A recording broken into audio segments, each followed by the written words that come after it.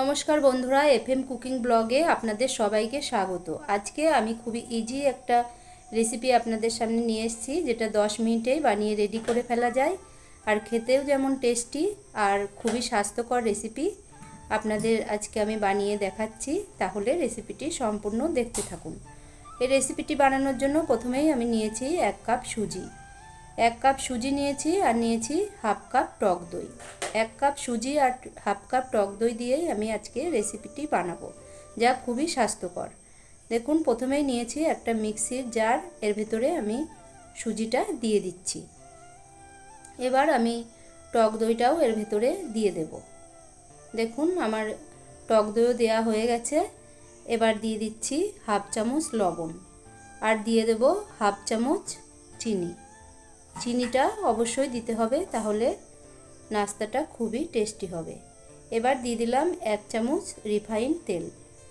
এবার আমি দিয়ে দেব 1 কাপ জল। যে কাপের 1 কাপ সুজি নিয়েছিলাম সেই কাপের 1 কাপ জল দিয়ে দিলাম। এবার এইভাবে আমি একটু ভালো করে সব কিছু মিশিয়ে নিচ্ছি।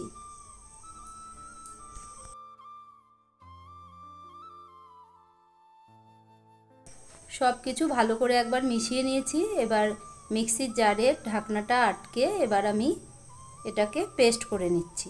দেখুন, পেস্ট করা আমার হয়ে গেছে। এবার আমি বাটিতে ঢেলে নিচ্ছি। এবার মিক্সিটা আমি একটু পরিষ্কার করে নিয়ে নেব। দেখুন, সম্পূর্ণ ব্যাটারটা আমার নেওয়া হয়ে গেছে। এবার এর ভিতরে দিয়ে দিচ্ছি খানিকটা জিরে আর দিয়ে দিচ্ছি টমেটো আর দিয়ে দেব গ্রেট করে রাখা গাজর। আপনারা আপনাদের খুশি মতো সবজি অ্যাড করতে পারেন। দেখুন, সব কিছু দেয়া হয়ে গেল। এবার আমি দিয়ে দিচ্ছি একটা কাঁচা লঙ্কা। আপনারা যদি ঝাল পছন্দ করেন তাহলে কাঁচা লঙ্কা দিয়ে দেবেন, আর যদি ঝাল পছন্দ না করেন তাহলে কাঁচা লঙ্কাটা স্কিপ করতে পারেন। এবার আমি ভালো করে সব সবজি এই ব্যাটারের সঙ্গে একবার মিশিয়ে নিচ্ছি। দেখুন বন্ধুরা, মিশিয়ে রেখে দিলাম। এবার আমি গ্যাসের চুলোতে একটা কড়াই বসিয়ে দিয়েছি, তাতে দিয়ে দিচ্ছি 1 গ্লাস জল। জলটা দিয়ে দিয়েছি। এবার দিয়ে দিচ্ছি একটা স্ট্যান্ড। এবার ঢাকনা চাপা দিয়ে এই জলটাকে আমি প্রথমেই গরম করতে বসিয়ে দিয়েছি। এবার আমি এই ব্যাটারের ভেতরে দিয়ে দিচ্ছি 1 চামচের 4 ভাগের 1 ভাগ বেকিং পাউডার। বন্ধুরা, বেকিং পাউডার দিয়েও আমি এইভাবে ভালো করে মিশিয়ে নেব। এই বেকিং পাউডারটা কিন্তু পরেই মেশাতে হবে, আগের থেকে মিশিয়ে নিলে হবে না। যখন রেসিপিটা তৈরি করবেন তখনই মেশাতে হবে। এবার নিয়েছি এরকম 3টে বাটি। এই বাটিগুলোতে আমি প্রথমেই একটু তেল এইভাবে ব্রাশ করে নিচ্ছি। এইভাবে তেল ব্রাশ করে নিলে যে নাস্তাটা বানাবো সেটা তাড়াতাড়ি উঠে আসবে, না হলে উঠবে না, ভেঙে যেতে পারে। তাই ভালো করে তেল আমি ব্রাশ করে নিচ্ছি। দেখুন বন্ধুরা, আমি আজকে একদম অন্যরকম বাটি নিয়েছি, যাতে নাস্তাগুলো দেখতে খুবই সুন্দর হয়।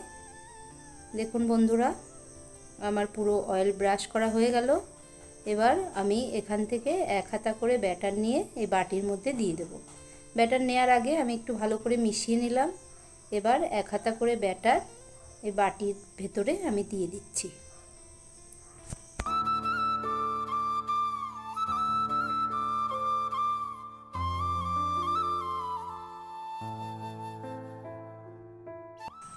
তিনটে বাটিতেই আমি ব্যাটার দিয়ে দিলাম। এবার যতটুকু বেঁচে আছে সব বাটিতেই আমি অল্প অল্প করে এইভাবে দিয়ে দিলাম। এবার একটু শুকনো লঙ্কার গুঁড়ো হাতে নিয়ে এইভাবে ছিটিয়ে দেব, তাহলে নাস্তাটা দেখতে খুবই সুন্দর হবে।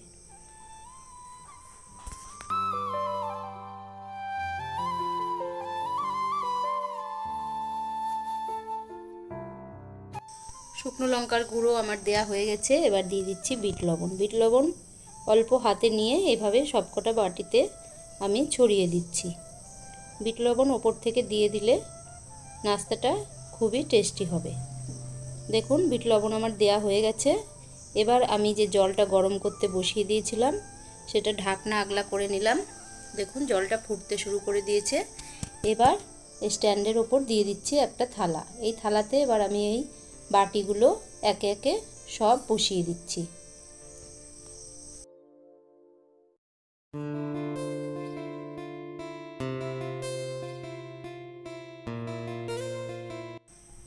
বাটিগুলো সব বসানো হয়ে গেছে। এবার আমি আবারও ঢাকনা চাপা দিয়ে দিচ্ছি।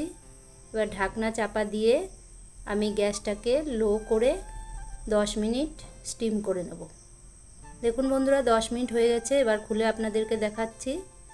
দেখুন বন্ধুরা কত সুন্দর ফুলে উঠেছে, দেখতেও কতটা সুন্দর লাগছে। এবার আমি এগুলোকে নামিয়ে নিচ্ছি।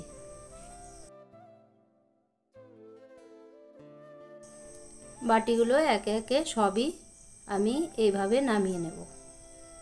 এভাবে নামিয়ে নিয়ে বাটিগুলোকে ঠান্ডা করে নিতে হবে। সাথে সাথেই কিন্তু তোলা যাবে না, না হলে ভেঙে যাবে। তাই বাটিগুলোকে অবশ্যই ঠান্ডা করে নিতে হবে। দেখুন বন্ধুরা কাছ থেকে দেখাচ্ছি ফুলে কতটা সুন্দর হয়েছে। দেখুন বন্ধুরা এবার আমি এগুলোকে ঠান্ডা হতে দেব। প্রায় 10 মিনিট ঠান্ডা হওয়ার পরে আমি এগুলোকে আপনাদেরকে তুলে দেখাচ্ছি। দেখুন বন্ধুরা রেখে দিলাম ঠান্ডা হওয়ার জন্য। এবার ঠান্ডা হয়ে গেছে। এবার আপনাদের তুলে দেখাচ্ছি।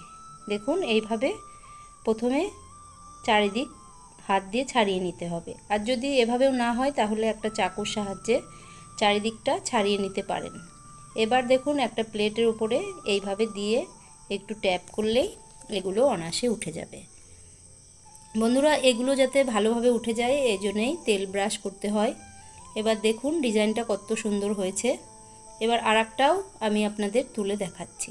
দেখুন এটাও সেম এইভাবেই সব কিনারাগুলো এইভাবে ছাড়িয়ে নেব। তারপরে এইভাবে প্লেটের উপরে নিয়ে একটু ট্যাপ করব, তাহলেই দেখুন অনায়াসে উঠে আসবে। দেখুন বন্ধুরা এটার ডিজাইন একদম ফুলের মতো খুব সুন্দর হয়েছে। এবার আমি ওটাও একইভাবে তুলে নিচ্ছি।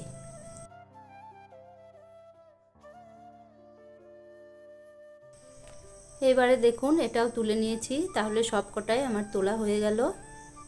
এবার আমি এগুলোকে একটু তেলে ভেজে নেব। এটা এভাবেও খাওয়া যায়, কিন্তু তেলে একটু ভেজে নিলে একটু ভালো ক্রিস্পি হয়। দেখুন আমি গ্যাসে একটা প্যান বসিয়ে দিয়েছি। এবার একটু অয়েল ব্রাশ করে নিলাম। একদমই অল্প তেল, হাফ চামচের মতো তেল দিয়ে আমি এটাকে ভেজে নিচ্ছি। দেখুন সবকটা নাস্তায় আমি এইভাবে প্যানে দিয়ে দিলাম। এবার হালকা আছে এটাকে আমি একটু ভেজে নিয়ে তারপরে উল্টে দেব। এইভাবে একটু চেপে দিলে ভাজাটা ভালো হবে। দেখুন বন্ধুরা আমার ভাজা হয়ে গেছে এক পাশ। এবার আমি এইভাবে উল্টে দিচ্ছি। দেখুন দেখতেই পাচ্ছেন বন্ধুরা এক পাশ আমার ভাজা হয়ে গেছে। এবার আমি উল্টে দিলাম। এবার এই পাশেও আমি ওইভাবেই একটু ভেজে নেব। দেখুন বন্ধুরা হয়ে গেছে। এবার আমি একে একে সব নাস্তা কটা প্লেটে তুলে নিচ্ছি। বন্ধুরা এই রেসিপিটি স্বাস্থ্যের পক্ষে খুবই ভালো, তাই আমি এই রেসিপিটি বেশি তৈরি করি। আমার এই রেসিপিটি যদি ভালো লাগে তাহলে ভিডিওটিতে একটি লাইক দেবেন, আর চ্যানেলটি সাবস্ক্রাইব করবেন, আর পাশে থাকা বেল নোটিফিকেশনটি অবশ্যই ক্লিক করবেন। দেখুন বন্ধুরা দেখতে কতটা সুন্দর হয়েছে। এবার আপনাদের আমি ভেঙে দেখাচ্ছি। দেখুন ভেতরটা কত জালিদার হয়েছে। তাহলে বন্ধুরা এই হেলদি টেস্টি নাস্তা রেসিপিটি আপনাদের কেমন লেগেছে অবশ্যই কমেন্ট করে জানাবেন। আর ভিডিও দেখার জন্য থ্যাংক ইউ।